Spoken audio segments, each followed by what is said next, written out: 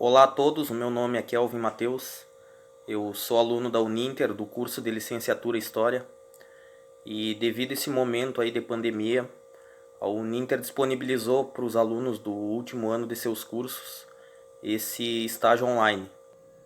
Então esse estágio que eu estou fazendo, ele é da parte de gestão educacional e através desse vídeo eu irei apresentar aí um plano de aula que eu elaborei que serve aí para turmas do sexto ao nono ano do ensino fundamental.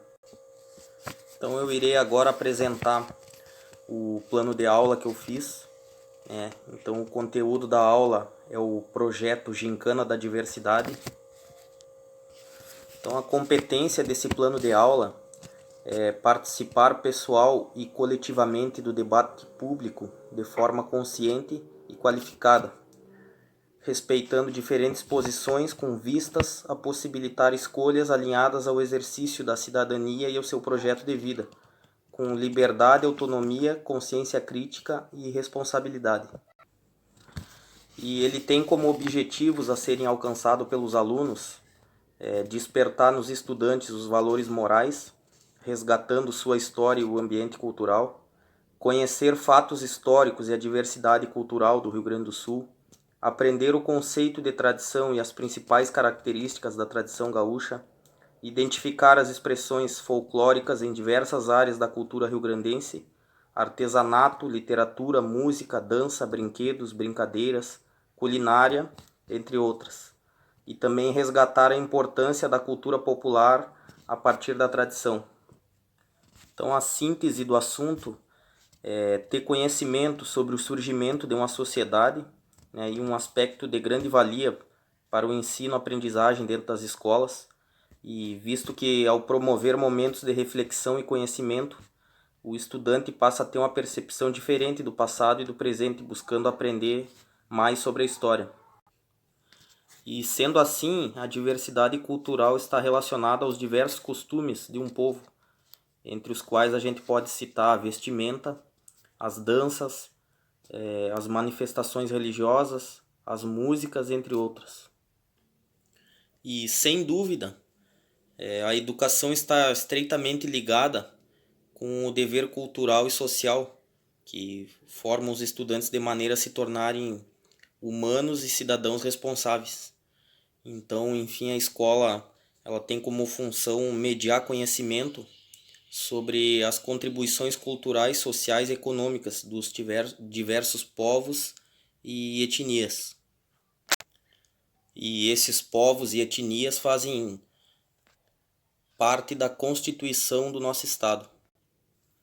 Então eu, antes de passar para o desenvolvimento da aula, eu vou me aprofundar um pouquinho mais no assunto e vou falar um pouquinho mais aí sobre a cultura gaúcha, que é o tema do meu plano de aula. Então a primeira vertente ela é marcada pela vida no campo e pela criação bovina. Então a cultura gaúcha ela é o resultado da miscigenação desses elementos e nasceu na fronteira entre Argentina, Uruguai e aqui o sul do Brasil.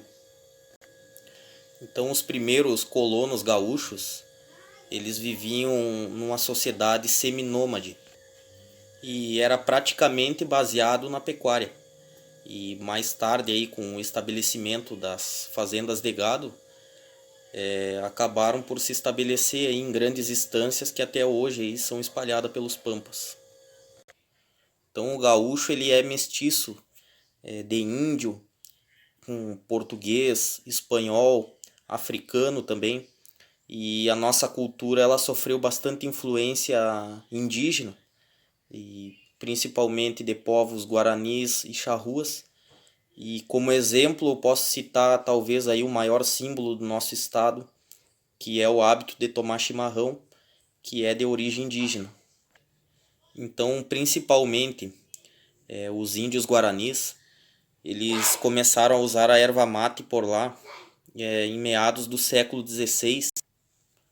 E com certeza eles nem sabiam que estavam abrindo caminho talvez para a tradição mais rígida e regrada do nosso estado, que é o hábito de tomar chimarrão, que é É um, é um sinal de amizade, cumplicidade e companheirismo que a gente tem diariamente.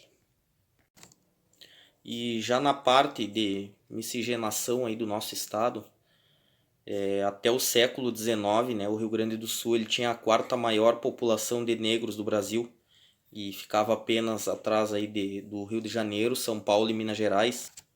E em especial a partir dos anos aí de 1850, quando foi proibida a importação de escravos no Brasil, né, tem início uma grande mudança do perfil demográfico no nosso estado aí, que é com a chegada aí de novos contingentes de imigrantes europeus. Então essa migração ela foi em grande parte incentivada pelo governo federal com dois objetivos bem claros que diluir a identidade popular, né, local que foi forjada na Revolução Farroupilha, e também acelerar aí o projeto da elite portuguesa que passou a governar o Brasil a partir de 1808, que era de embranquecer o Brasil. Inclusive, esse último objetivo coincidia com os interesses de parcela das elites locais brancas do Rio Grande do Sul no século XIX.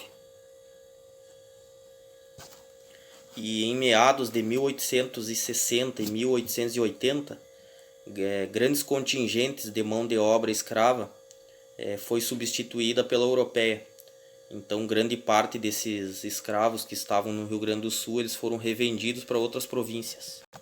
Mas mesmo com tudo isso aí, né, os traços da cultura negra são presentes em várias regiões do nosso estado, né, como na metade sul e na zona metropolitana de Porto Alegre. E já na parte aí dos imigrantes europeus que chegaram no nosso estado, eles começaram a se estabelecer principalmente na região do Vale dos Sinos ali, em meados de 1824. E naquela região ali, eles desenvolveram uma sociedade baseada na agricultura e na criação familiar. E até em meados de 1850, esses europeus eles ganhavam facilmente aí, territórios e pedaços de terras, não só alemães, mas italianos também, e se estabeleciam nessas regiões aí e acabavam se tornando aí pequenos proprietários. E a colonização alemã, ela se expandiu mais nas terras mais baixas ali até a encosta da serra. E quem colonizou as serras aqui do nosso estado, né, foram os italianos, que chegaram aqui em meados de 1875 e ocuparam praticamente toda a Serra Gaúcha. E junto com eles trouxeram aí a vinicultura, ainda hoje a base da economia de diversos municípios gaúchos. O nosso estado também, hoje ele se destaca, né, porque é atualmente o estado com maior número de museus do Brasil, somando 66 espalhados no nosso território. E esses museus mais importantes do estado são o Júlio de Castilho, o Museu de Armas General Osório, o Museu de Arte do Rio Grande do Sul, o Museu de Arte Sacra e o Museu Rio Grandense de Ciências Naturais na capital, o Museu do Centro de Tradições Gaúchas, Rincão da Lealdade, de Produtos, Trajes e Objetos Regionais, em Caxias do Sul, o Museu Antropológico de Ijuí, o Museu Histórico de Pelotas. E como a gente já sabe, no Brasil inteiro o 7 de setembro é o momento de celebrar a independência da nação. Porém, aqui no Rio Grande do Sul, a gente tem outra data que a gente comemora bastante, que é o 20 de setembro, né? A data aí, a principal data dos gaúchos, que serve aí para celebrar a Revolução Farroupilha, que foi travada lá em 1835 a 1845. Então, o 20 de setembro, ele serve para exaltar a beleza do nosso estado e resgatar os costumes das antigas tradições. E agora que eu já falei um pouquinho sobre a cultura do nosso estado, eu vou apresentar aí o desenvolvimento do plano de aula, né? E como que eu iria abordar em sala de aula todos esses assuntos que eu já falei, de modo que os alunos pudessem entender melhor e atingir todos os objetivos. O desenvolvimento do plano de aula né, se daria a partir de algumas atividades que eu utilizaria para promover o projeto da Gincana da Diversidade. Então, primeiramente, eu iria fazer uma reunião com os professores para propor a ideia e discutir sobre o tema. E nessa reunião a gente iria combinar as datas e as atividades que seriam realizadas, como também pediria o comprometimento dos professores em trabalhar os aspectos relacionados ao nosso estado com os alunos em sala de aula. E depois da reunião eu montaria um cronograma com as atividades sugeridas. Então, combinadas as ações após a primeira semana de atividades voltadas à história do nosso estado, incluindo rodas de leitura, confecção de cartazes e painéis, seria lançado o primeiro desafio para as turmas. E esse primeiro desafio seria criar uma paródia sobre o tema tradição.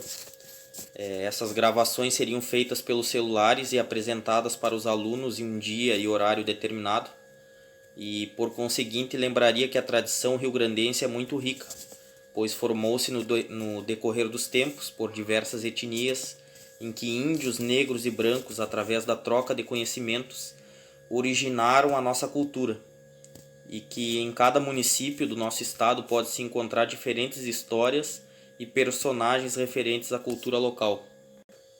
Já na terceira semana, com as paródias prontas, as turmas dos anos finais iriam apresentar na sala de vídeo seus trabalhos para os demais alunos e em seguida seriam novamente desafiados.